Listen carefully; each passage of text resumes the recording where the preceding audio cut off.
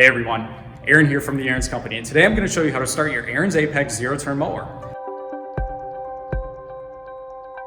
Before we begin, let's review the content in the Start Your Engine and the safety sections of your operator's manual to familiarize yourself with your unit. Like all Ariens zero-turn mowers, this model is equipped with a safety interlock system. What this means is that your mower will not start unless you have the parking brake engaged and have the PTO switch in the off or the down position.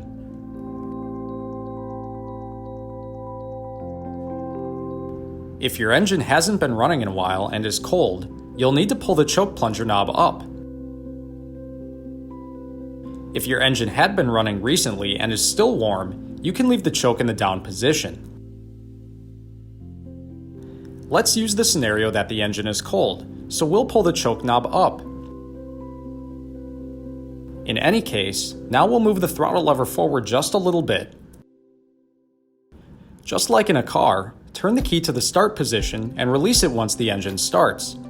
If the engine doesn't start, slowly adjust the choke knob while making another starting attempt. Once the engine starts, push the choke knob down and move the throttle lever all the way forward. Let's see that one more time.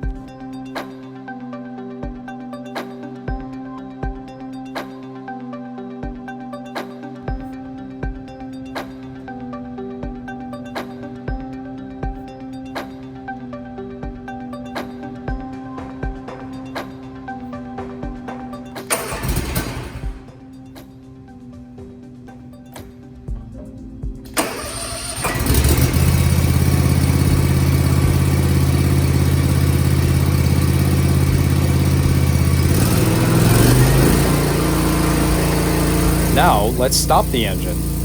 Move the throttle lever all the way down into the idle position and wait 1 or 2 seconds.